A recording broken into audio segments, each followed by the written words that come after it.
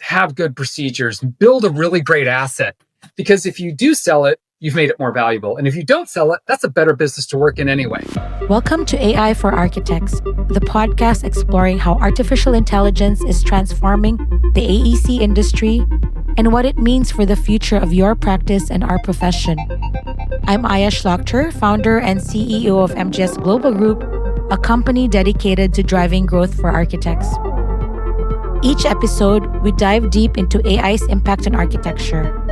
You'll hear from leading architects, experts, and innovators who are shaping the future of our field with AI. Artificial intelligence is here and accelerating faster than we expect.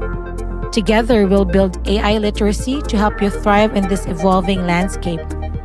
Think of AI as a way to stay ahead of the curve. Whether you're an early adopter or a fast follower, architects need to get moving. So what does this mean for the future of our profession? Join us as we explore the exciting opportunities and critical challenges presented by AI. Ready to explore? Let's dive into the episode. Hi everyone, welcome back to the AI for Architects podcast. I'm Shlachter, and today I'm really excited to be joined by Christopher Parsons. Chris is the founder and CEO of Knowledge Architecture, the team behind Synthesis and KA Connect Conference, which has been leading the conversation around knowledge management in AEC firms for more than 15 years. In our chat, we want to get into how AI is reshaping knowledge management and his journey starting out as a history major to working in tech during the dot-com boom and eventually finding his way to the AEC industry and where he launched Knowledge Architecture back in 2009. We'll talk about how knowledge management has evolved, from simply capturing information to sharing it across firms to this new stage where AI puts knowledge right into the workflow. Chris also gives us a look at Synthesis and its new search, which is already being tested by over 80 firms. What I love most about Chris is how he thinks about knowledge, not just as data or files, but as an infrastructure that firms need to take seriously if they want to grow and adapt. We'll dig into what's driving the shift and what it makes to make it work for firms. And we're still at the beginning of this AI transformation. So I'm looking forward to this conversation. Chris, welcome to the podcast. Oh, thank you so much. It's good to see you. I know, you're all over the internet and you've been interviewed in a lot of podcasts, but can you give us a brief history of your founder story? And I know you're a history major and how you transitioned from that to the Synthesis. Yeah, sure. So I was a history major. I did not like history in high school because it was like a lot of memorizing dates and facts and it seemed kind of dry. So when I went my freshman year, first semester, I had one of the best teachers I've ever had in my entire life. And the first day of class, she just drew these like waves on the board and just like these kind of arcs. I'm gesturing with my hand. If you're listening, just imagine 3 arcs on a board. And she wrote the United Kingdom under one. She wrote the United States under the next one. And then she wrote question mark under the third. And so her point was like history is about shifts and big things that happen over time. You want to understand the context, whether it's literature or sociology, like all the different things that are happening. And she's like, I don't need you to know the exact dates of World War II, but you should know it started roughly in 1939, ended roughly in 1945, and like what it was about and what the impact it had on the world was. And I just like that strategic view of history was just like really like it lit me up, and it continues to inform the way I think about technology and knowledge management today. So I assumed though with a history major, I was going to law school, but I graduated in 1999, which was right in the middle of the dot-com boom. And for those of your listeners that don't know what that is, there was a huge rush when the internet came out around a lot of companies being built. A lot of money got raised. Every business that existed was rushing to build a website and put a .com at the end of their name. And there was a huge boom, and then there was a big bust. And I worked in San Francisco, right in the heart of this .com boom. And there were just layoffs everywhere. I unfortunately went in the 4th round of layoffs, like in my company that was a consulting firm to a lot of these .coms, and wanted to stay in the city of San Francisco. I wanted to be walkable to work. And because of those constraints, I ended up finding this really lovely architecture firm. It was about 70 people when I joined. They had no technology person, and they outsourced some guy that came around like a couple hours a week and tried to help. And so I built the technology team there, fell in love with architecture. I planned to stay there for like 6 months, 12 months to kind of ride out the recession, but I ended up staying for 5 years. and introduced BIM into that firm for the first time, built our first intranet, built our first CRM, just put a lot of that information knowledge infrastructure in place for the first time. Went to a larger firm and did the same thing, a multi-office, bigger firm.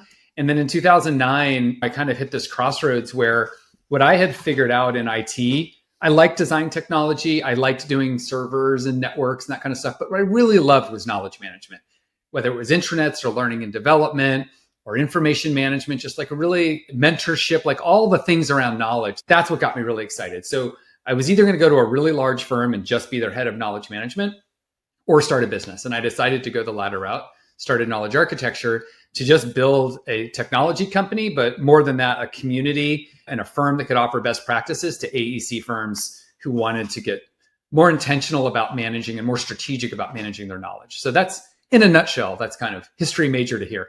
So I just want to unpack that a little bit because Sure. as a person who's pivoted several times, right? You're a history major, but how did you know about all the techie stuff? Did you learn that in school? Because history majors, I see them as people who read a lot of books and literature. How did so that's why I just wanted to know, were you doing a lot of computer stuff while you were in history major? That's such a good question. Nobody's ever asked me that. So it's a well found. So my little brother, whatever, he's 46 now. My little brother in high school was really into computers. And so we got a computer and I kind of got into it some, not nearly as much as he was. But what that meant is I started learning HTML really early. And so I had a summer internship at like a brokerage company and I built them a website. And then when I went to Wake Forest, that's where I went to school, they had what was called a TRA program. So it's like a residential advisor, like an RA, but a T was for technology. And so I was part of the TRA program. So I basically was tech support for my floor, as well as I worked in the language lab with supporting professors, and all of their technology needs. So yeah, I ended up with all these like little random tech jobs throughout college. And when I came to graduate in 1999, if you had a heartbeat and you could turn on a computer, you had a job in technology consulting. So like totally in any other world, I would have been unqualified as a history major to get a job in technology, but it was just there was so much need for talent at the time that I was able to get my way into it. I found a question no one asked. That was my struggle. There you go. You did it. That's one. Yeah. And we're only 10 minutes in. So good job. So that's that. And now you've lived through the dot-com bubble in 2008, housing crisis. And then I know you're now an entrepreneur, right? You're a founder, entrepreneur. I'm just going to ask about how you were able to grow the business from 2010 when you started consulting to the pandemic. And now I think you're going through a growth spurt or explosion because I see you everywhere, Chris. So how did thank you. Those milestones, like talk to us about your challenges from 2010 and then the pandemic and then now. Yeah, it's great. So I didn't have an entrepreneurship background. Like I wasn't born into a family of entrepreneurs. I wasn't one of those kids that did little businesses and side hustles on the side or dreamed of being an entrepreneur. Like I just thought I was going to just like work in an organization. And back at that first architecture firm, our financial person, our controller, said to me, she's like, "You're going to have your own business one day." And I'm like, "What are you talking about? What would make you think that?" She goes, "I've seen this before. I've seen people like you before. You're going to do it." And I'm like, "Whatever." But it planted the seed in the back of my head. And I started thinking about it. And I started really like realizing that there was something unique I wanted to do. And I really wanted to have control over my own destiny and kind of pick who I worked with, the projects I worked with. When you're in IT or in kind of like a support function in an AEC firm, you don't really contribute to bringing in work. And so when we'd have slowdowns and stuff, like I was powerless to help. It also meant, okay, so we can't do this project or we have to lay some people off. And it just felt terrible that I had nothing. I was just at the whims and the mercy of the business. And so I just wanted to be leading a business where I could kind of, at least if things go wrong, at least I was able to do something and put an effort forth. And I just had a vision that I just wanted to execute. So it was really not knowing any better, but we have 150 plus AEC firms as clients. We're a profitable, stable business. But I thought this was just going to be me by myself with 4 clients. That was the vision. Like in 2010, what I wanted to do was be a fractional chief knowledge officer, get 4 clients, work with one of them each day, of the week. And then on Friday, I'd kind of like sell bills and then go off early and go running or something like that, go hiking. That was really what I wanted to do. And as I got into consulting, I realized I didn't want to do consulting. I wanted to build a product because I kept saying the same thing over and over again and kept trying to solve the same problem. This should be a product and this should be a service that we can just operationalize and do over and over again. So it led us to build Synthesis, which is started off as an intranet platform. It's now a learning management and AI search platform as well. But yes, started building intranets for AEC firms. And luckily, when I was in those two firms, I built a lot of network in the industry. So I was part of a group called the AEC IT Leaders Roundtable. So when people had seen some of the stuff I built and they're like, hey, if you ever want to start licensing that, we'd love to buy it. Well, that helped. So I'm like, cool, like I'm going to call you on that now. Like, let's go. And so was able to establish some clients, especially in like Boston, Seattle, and Wisconsin. It's a little bit random, but like the way those three cities worked is they also had like little local roundtables of architects that got together and talked about technology. So one of them bought and they told their friends and they brought me in and I'd buy them lunch and I'd show them all what we were doing. And so we grew pretty quickly because we were riding a wave of what I called knowledge management 2.0, which was bringing social media inside a business for knowledge. So what year was this now? This is still like 2010. So like the first version of Synthesis was, we called it a social intranet. And it was like, how can you use like these kind of comments and likes and blogs and hashtags to move knowledge through an organization so people can ask questions and get answers, or, hey, I just worked on this really cool thing, you should know about it, or there's a lesson learned from a project. Like that was the big thesis. And like companies had these static intranets before that were just like basically files, and we just brought something that was more beautifully designed. It had social components. It had integrations with software that people cared about, like Deltek and Open Asset and Newforma. And so we just brought a very different paradigm of what an intranet could be that was specifically built for architects and engineers. And like people loved it because there was nothing like that. And SharePoint was the dominant platform at the time. It was really hard to use back in 2009. It's gotten much better since, but it was really hard back then. I'm happy to talk about the founder story because I'm going to share some resources from TRXL's podcast as well, because I want to hear about the evolution of KA, like from 2010 and now. How did you evolve? So speaking from us, so that's like a product piece of it. The other part is kind of marketing and how do people find out about us? Yeah. And community has been at the center of our marketing approach. It took me a while to figure out that community was how we were marketing. Again, like first time entrepreneur, I didn't know. What I knew is that when you're trying to do something new, or when I had been in the past, like for example, when my firms were implementing BIM in San Francisco, I started a thing called the San Francisco Digital Design Breakfast Club. So I got the other firms in town together. We'd meet up for breakfast once a month and just talk about what's going on with BIM, what platforms you're using, what trainers are you using, how are you building standards? Like, I feel like learning in community lets you go further faster, right? You get smarter together. And so when I started Knowledge Architecture, I launched K Connect, which is our conference, not to be a marketing tool, but to be a knowledge sharing tool. Let's all figure out how to do knowledge management together. And I thought 15 people would come. We'd have a little round table, but 80 people came. This was your first one? This was our 2010? First one. 2010. Yeah, because I did my research. You started 2010. And I'm like, whoa, 80 people. Wow, that's amazing. Because people had been wanting to talk about this. When I was trying to learn how to do knowledge management inside those two firms, there were no books, no conferences, no community, no software. And I'm like, these are all the things I wished I'd had when I was trying to learn how to do knowledge management. And so that conference ended up drawing a lot of people and ended up being a good marketing tool for us, which was funny. Like it makes sense in retrospect, but at the time, I swear, like that's not how I was looking at it. I know, like I started my podcast in 2020, right? But then my business grew like 400% after I started my podcast. I'm just highlighting women in architecture. That was how it started. But I didn't know it was a marketing tool, but that's for another story. Question for you. How was your most recent KA Connect? This is what, your 15th year of doing this? Yeah. So good. Yeah. So the name of that conference was K Connect. That was K Connect 2010. We just did K Connect 2025 in August in Sundance, Utah. It was wonderful. It was my favorite. They're all my favorites, but that was my favorite one. I really, really, really loved it. What was special about this one and how many people came? I think what was really special about it is reflecting back on the first one to now. When we first did the first conference, there were very few people with a knowledge management title in the industry. Most firms weren't using the term knowledge management. they were doing knowledge management. This is one of my core theses. Like, you're doing it whether you call it that or not. Like, you are, in order to grow a business, you have to transfer knowledge to the next generation. You have to teach people new things. To adopt new technology, you have to be doing that.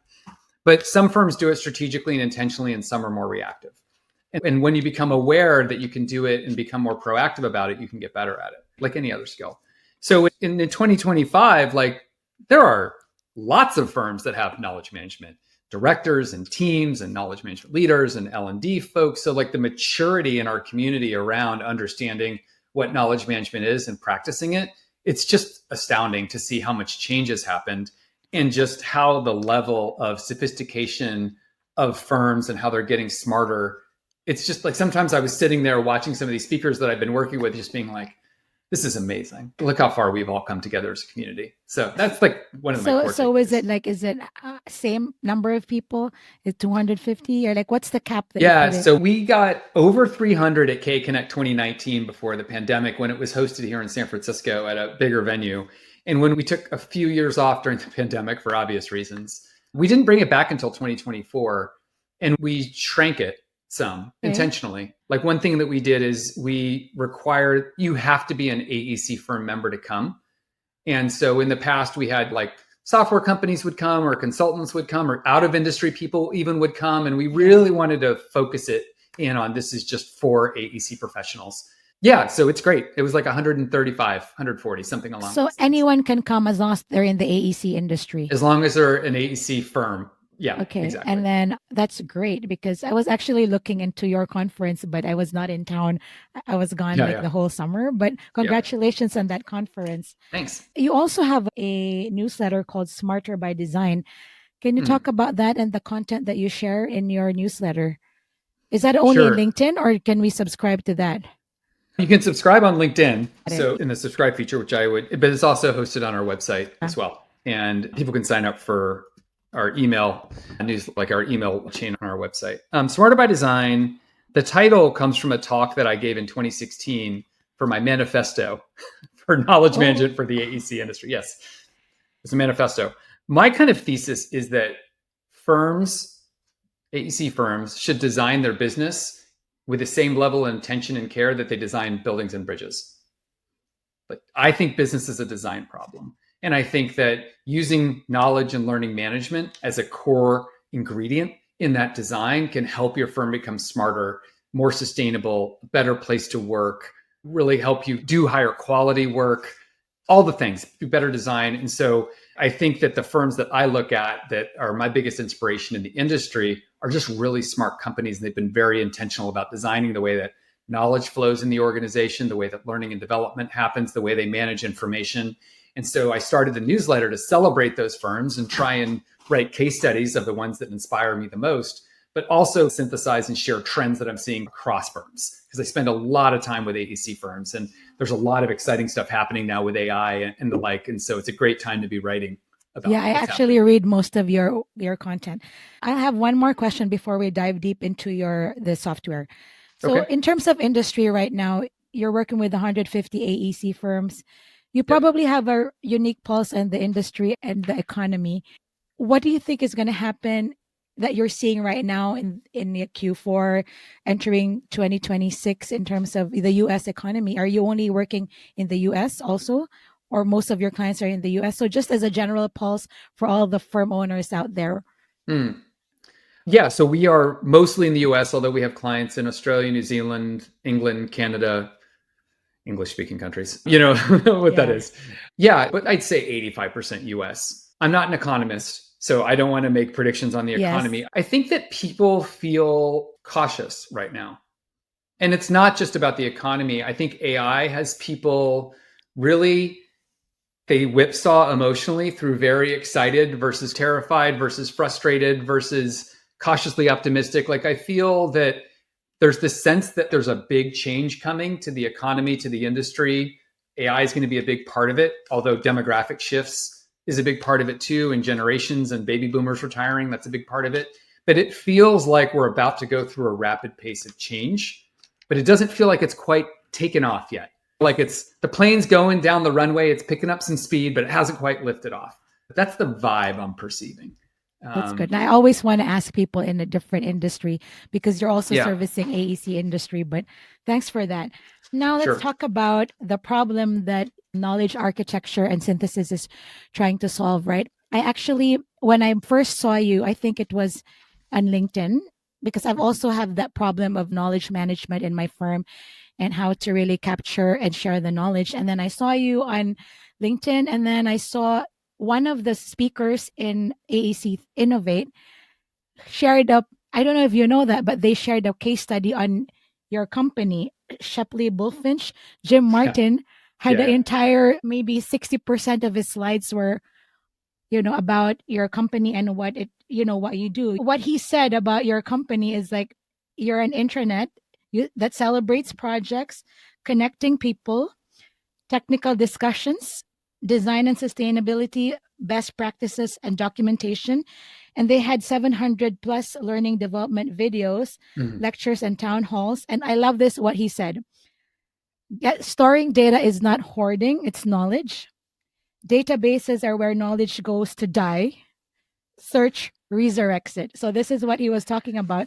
So I was so impressed by all the things that your company is doing. I wish we could do a screen share, but I think it's on the website, right? How they had documented videos from a person who was leaving the company and they can search. So can you talk about the user interface of your, maybe one case study? Because I know there's a lot, just one case study you can share. Yeah, well, I think just on that point, so I was in the room for Shepley's. They're a long-term client of ours. They're fantastic. Jess Purcell, who's their design technology manager, spoke at K-Connect 2025.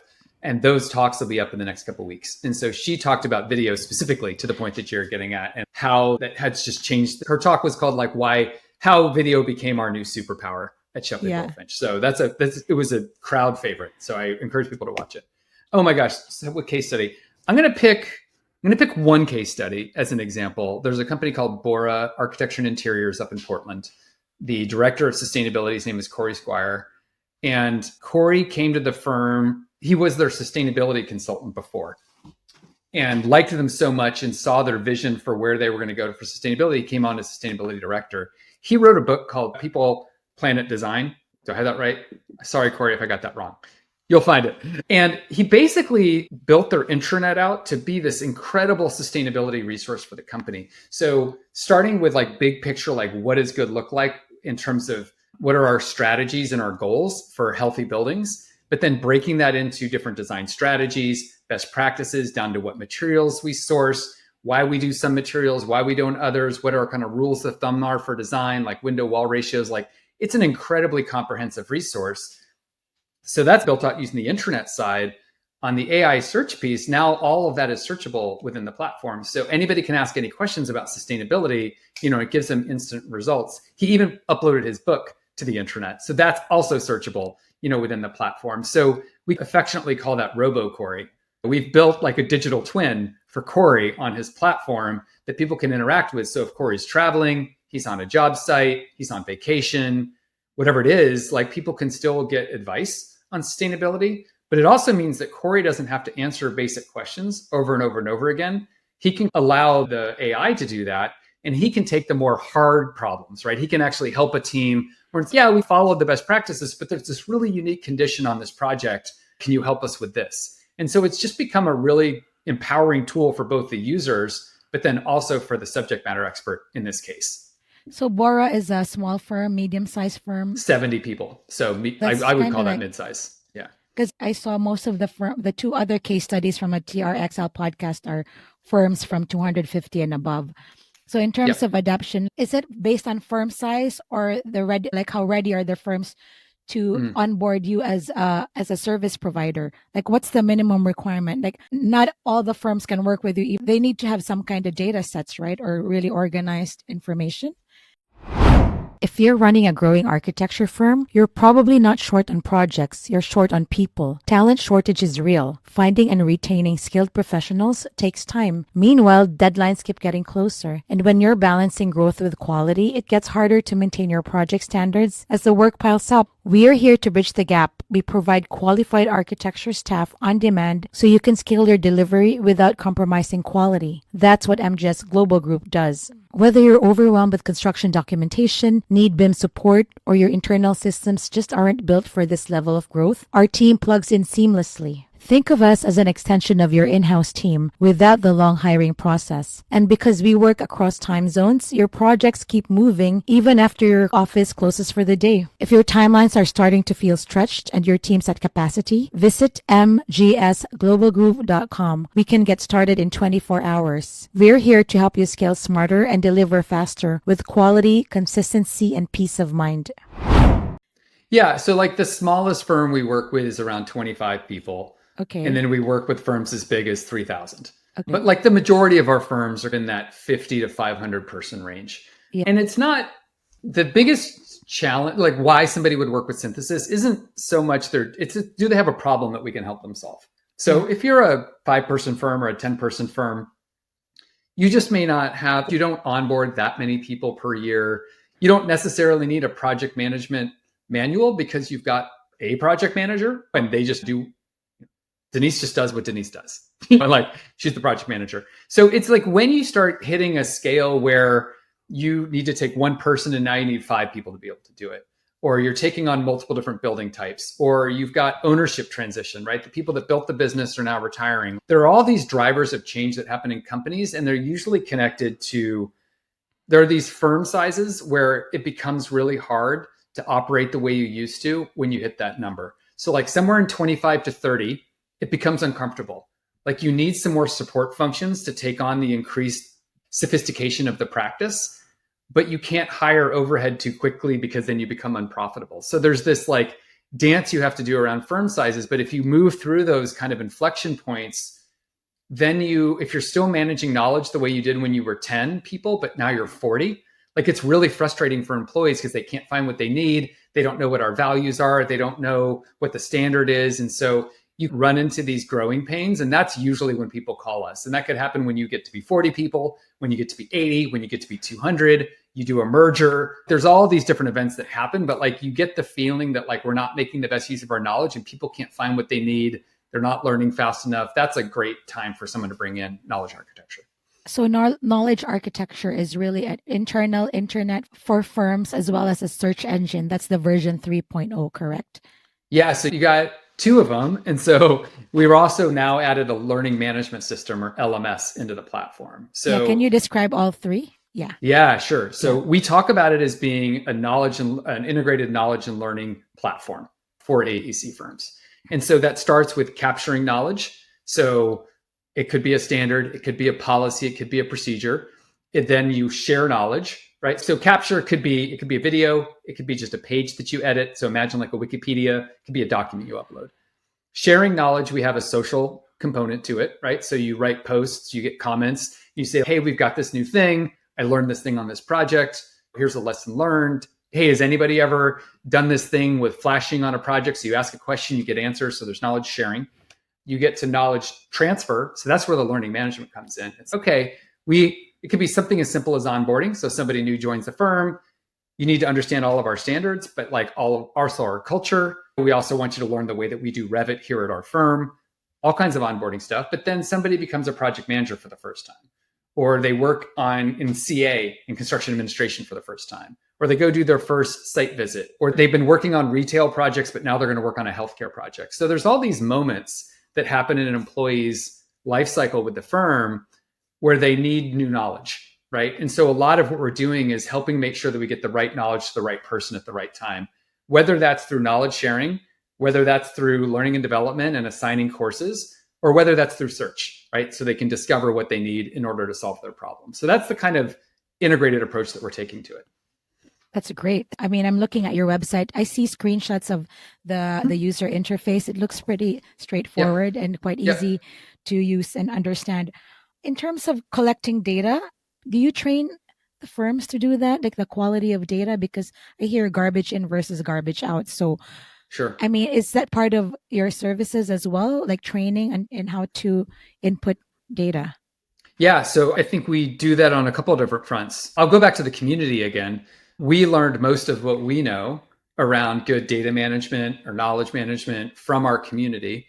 And we just then take their ideas and formalize them and or connect pieces and parts of other people's ideas and turn them into best practices. So for sure, like it can be as simple as so you've added all of your project management guidelines or your sustainability guidelines, but how do you keep them up to date, right? So what do the rhythms for data hygiene look like?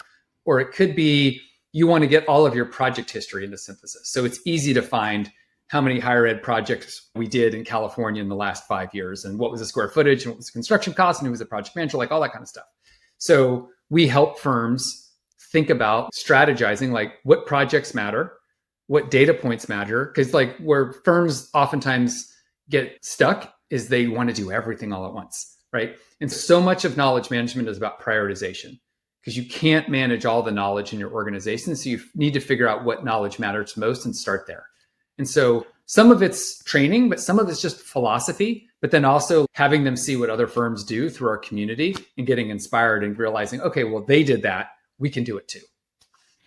I have a question for my personal reasons. Sure. We're an architecture support company and we've helped hundreds of firms. And our bottleneck is really in the proposal writing, right? So have you ever had a case study where I will put in like my thousands of proposals and load it, and when I get an RFI or request for quotation from a company, I can just say, this is a request, how many hours historically we've done it in the past, like a multifamily or whatever.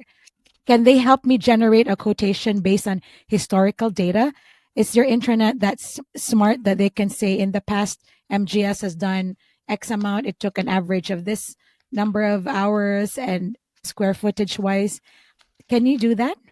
We can do most of what you're saying today. Yeah. So you can upload all your proposals, which even just doing that and with some like light tagging, it makes it really easy. So you can filter and say, well, I want to find proposals that are for, I'm not going to be able to speak to your use case as much, but I'll generalize it to an AEC firm. But we know it's a wastewater treatment plant.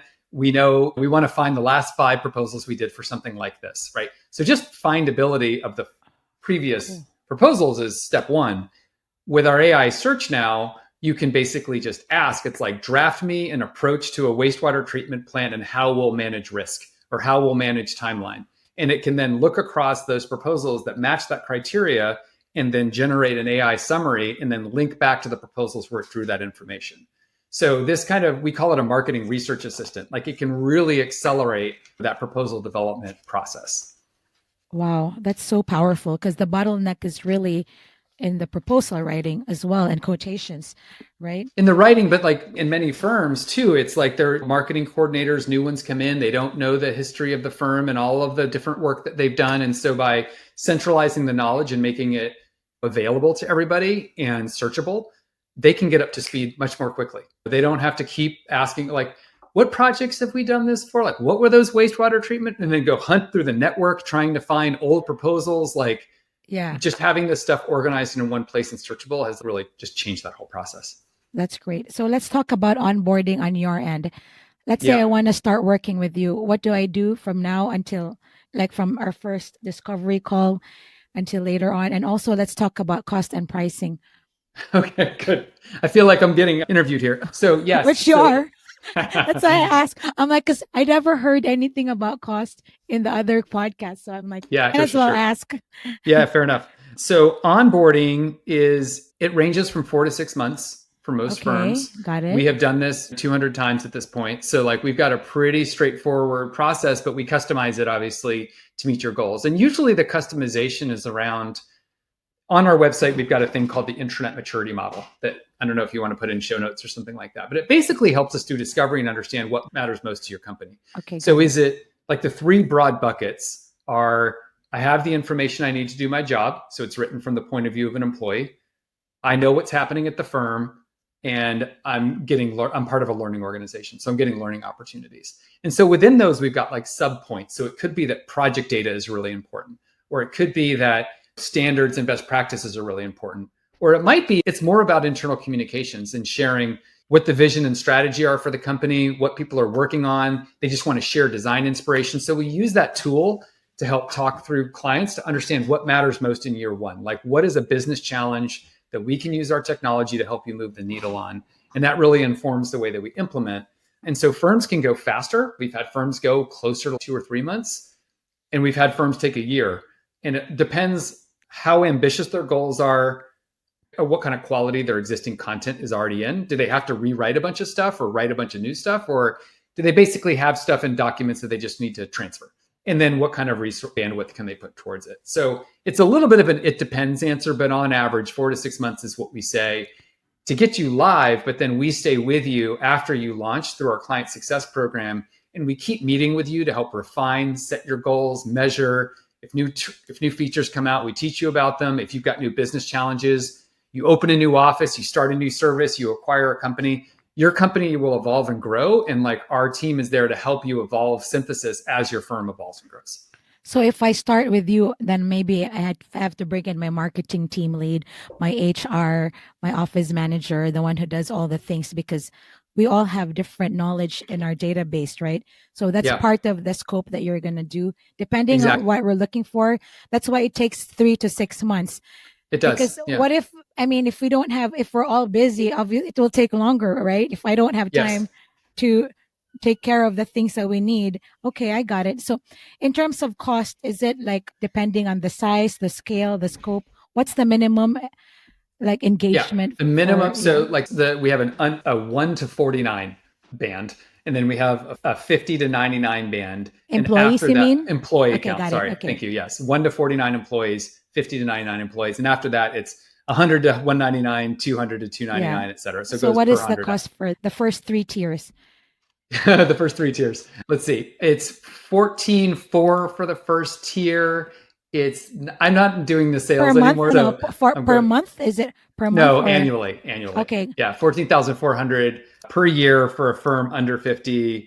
I think it's $19,200 for a firm that's 50 to 99, and I think it's $24,000 for a firm that's 100 to 199. That's great though, because it's so hard not to see the numbers if you don't know. But I think it's really worth the investment if it can streamline your process, especially when your team is growing. And I heard this in your podcast with Ellen when she grew her firm from 60 to 250 with your help. So that was really very impressive. Let's talk about ROI and the business model. Principals always ask about bottom line. What kind of ROI are firms actually seeing from your project management software in terms of projects and also employee retention and employee acquisition? I'm sure you have a lot of ROIs that happen because they're working with you. Yeah, that's a great question. I think you touched on some of the big ones. So employee engagement and retention is a huge one. It's super expensive to replace employees. I know.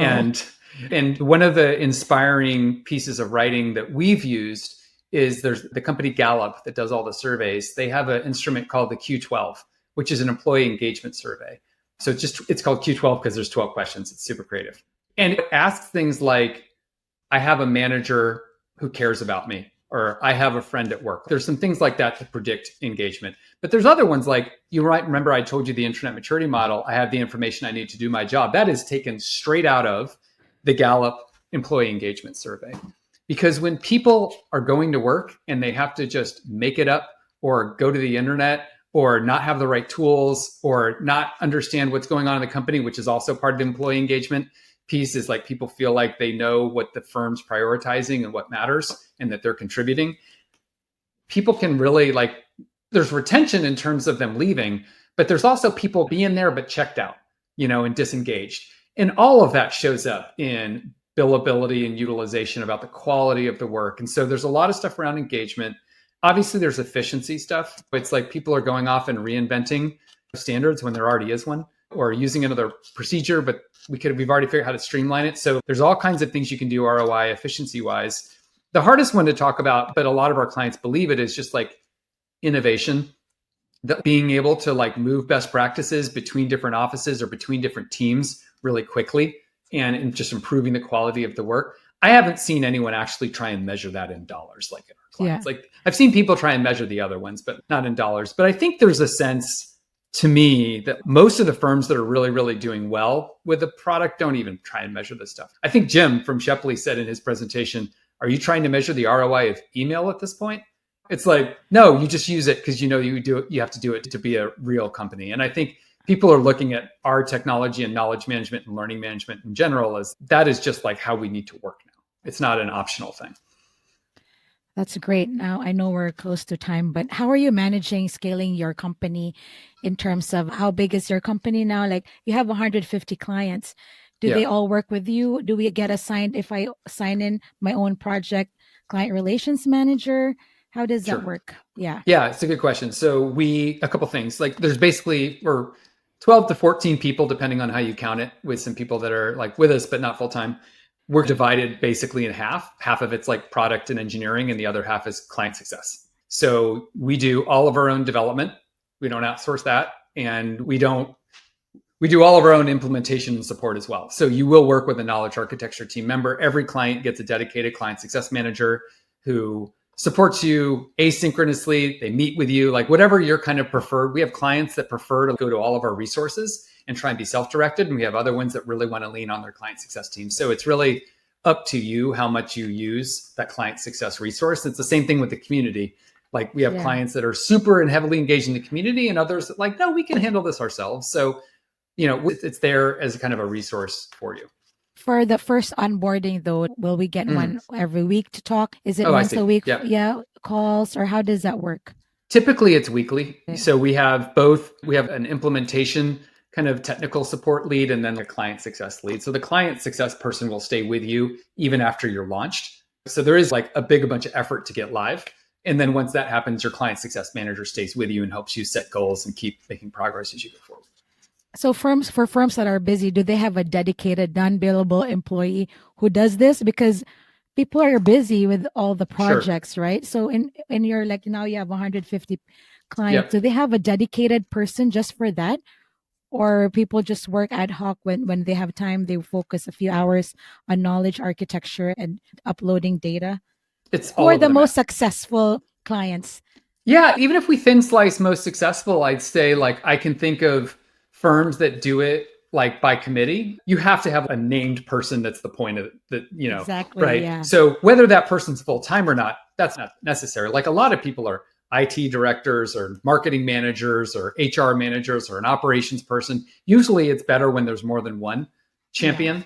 It's even better if it's someone from the business side, meaning HR, marketing, IT, et cetera, and then someone from practice because they understand what's important to the people working on projects and they can help do that. But that lift of what we call a champion isn't super heavy once you're live. It's a few hours a week to be able to keep the intranet moving.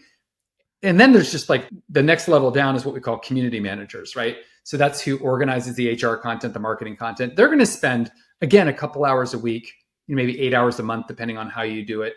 But most of that work isn't like synthesis work. That's like, we have an open enrollment. We need to get that on the intranet. That's just HR work, or we have a new technology we're implementing. We want to put a training video together. That is design technology or IT work. So once it's up and running, it doesn't require a lot of overhead to keep it going. That's great. So I have two more questions before we wrap up. You mentioned the baby boomers, they're selling their businesses. Have you ever encountered a baby boomer going to asking you for your services so they can build their asset, they can sell their company? Because a lot of people, right? Yeah. Because a lot of them will be transitioning. And I think your tool is such a great tool for knowledge transfer, especially when 80% of the firms are solopreneurs and a lot of them, maybe 40% are about to sell their businesses. Yeah. Do you see that? Do you have clients? It's interesting. We have not had anyone come to us with explicitly like, we want to work with you for 2 years to get our data in order to sell it. It's a smart idea. But the truth is like AEC firms are always for sale. It's just not always externally, meaning like if you're going to retire and you want your business to keep going, you're going to sell to the next generation of shareholders. Yeah, right? That's true. So you're either going to do an external sale, an internal sale, or you're going to shut the business down. There's really only 3 ways the story can end, right? Yeah. And so there's a great book, I can't remember the author's name, called Built to Sell. And the Jim thesis, Collins? Built to Last is Jim Collins. Okay. Built to Sell, I don't remember his name, but the basic thesis of the book is you should build your business like you're going to sell it, whether or not you're intending to sell it. Meaning get all your data organized, have good procedures, build a really great asset. Because if you do sell it, you've made it more valuable. And if you don't sell it, that's a better business to work in anyway, right? Yeah. Like a business that has all of its knowledge and its organization, all that dialed in, like that's just a better company. And so you do knowledge management either way. I know. Christopher, for someone with no business experience. You're, I think, very savvy entrepreneur. Thank you. I really enjoy it. I mean, I think that I'll take the compliment, but what I will say is I've read a lot about it and done a lot of work and listened and been able to be mentored by a lot of other people via podcasts and books, like kind of remote mentored. But I think that the business education might get oversold. And this isn't to take away anything with a business major or an MBA. I think those are valuable programs, but I don't think they're required to be an entrepreneur. I think that what you need to be an entrepreneur is you need to have something you're so passionate about that you're willing to like crawl up a mountain in order to make it happen. And you have to have perseverance and you have to be creative and you have to have a vision and you have to listen and be willing to learn and can never stop learning. And so if you've got that kind of personality, you can learn business. People have done it. People have been doing business for a long time. Like, it's learnable. Exactly.